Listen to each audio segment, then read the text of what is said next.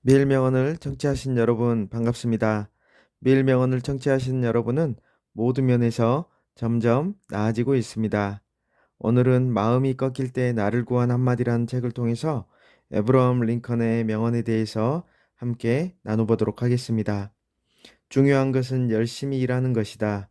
활력이 있고 선량한 마음만 있다면 누구든 성공할 수 있다.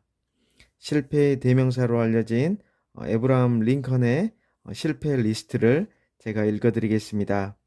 9세 어머니를 여임, 22세 사업의 실패에 실업자가 됨, 23세 주의회 의원 선거 낙선, 25세 다시 사업의 실패, 26세 연인과 사별, 27세 신경쇠약에 걸림, 28세 주의회 의장 선거 낙선, 31세 대통령 선거 낙선, 34세 하원 의원 선거 낙선, 39세 하원 의원 재선거 낙선, 40세 국유지 관리국장 선거 낙선, 46세 상원 의원 선거 낙선, 47세 부통령을 목표로 하였으나 실패, 49세 상원 의원 선거 낙선.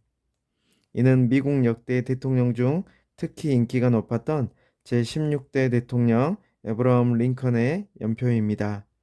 두 번의 사업 실패, 그리고 8번의 선거 낙선. 보통은 8번쯤 낙선하고 나면 그것이 설령 초등학교 학급위원 선거였다 할지라도 기가 죽게 마련입니다. 아무리 넉살 좋은 사람이라도 나는 재능이 없나 봐. 혹시 내가 인기가 없는 건가? 라고 생각하게 됩니다. 하지만 링컨의 가장 큰 재능은 자신에게 재능이 없다는 사실을 깨닫지 못하는 것이었습니다. 링컨에게 찾아온 비극은 그뿐만이 아니었습니다. 낙선을 반복하는 동안 사랑하는 여인마저 세상을 떠났습니다. 그는 죽고 싶다는 말을 몇 번이나 하며 매일 8km가량 떨어져 있는 연인의 무덤까지 걸어가 그 앞에서 온종일 앉아 있었습니다. 그 간신히 연인의 죽음을 극복하고 결혼에 골인했습니다. 하지만 아내는 전형적인 악처였습니다.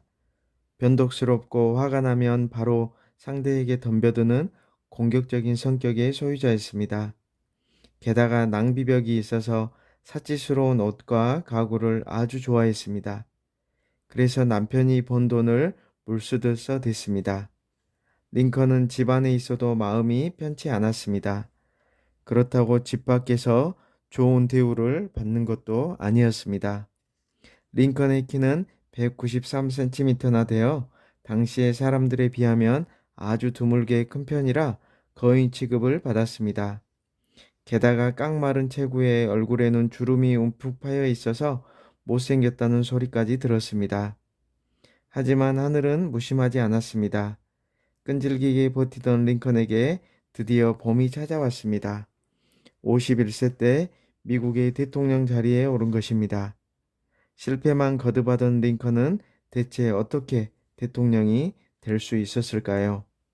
낙선을 거듭하면서 링컨의 연설은 누구도 알아들을 수 있도록 쉽게 다듬어졌습니다.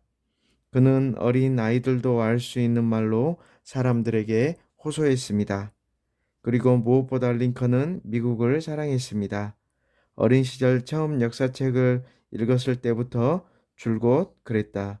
왕이나 귀족이 아니라 보통 사람들이 통치하는 주가 모여서 만들어진 미국이라는 나라를 자랑스럽게 생각했다. 헛간처럼 좁은 오두막에서 태어난 가난한 농부의 아들인 자신도 대통령이 될 수 있다고 그는 믿었다. 미국에서는 가문이나 가난 같은 건 문제가 되지 않는다. 중요한 것은 열심히 일하는 것이다. 활력이 있고 선량한 마음만 있다면 누구든 성공할 수 있다. 그런 나라를 만들고 싶다. 이것이 링컨의 신념이었습니다. 실패하고 또 실패해도 다시 일어날 수 있었던 것은 그런 믿음과 사랑이 있었기 때문입니다. 링컨의 최종 목표는 대통령이 아니었습니다. 링컨의 목적은 더 멀리 있었습니다. 링컨은 사랑하는 미국을 구하고 싶었습니다. 그러기 위해 대통령이 되려고 했던 것입니다. 국민에 의한 국민을 위한 정치, 그 유명한 게티즈버그 연설입니다. 노예 해방 선언을 통한 흑인 노예 해방과 사랑하는 미국을 위해 필요하다고 생각했기 때문에 불굴의 정신으로 이룰 수 있었습니다. 링컨이 대통령이 될 수 있었던 또 하나의 비밀은 뜻밖에도 그의 수염에 있었습니다. 193cm의 큰 키에다 얼굴이 길쭉했던 링컨은 옆에서 보면 어딘가 흐리멍텅하게 보이는 경향이 있었습니다. 그 때문인지 정치가로서 존재감이 조금 부족했습니다. 어느 날 한 통의 편지가 날아들었습니다. 당신처럼 얼굴이 길쭉한 사람은 수염을 기르는 게 훨씬 좋답니다. 여자들은 수염을 기르는 남자를 좋아하기 때문에 분명 아내들이 자기 남편에게 당신을 찍으라고 할 거예요.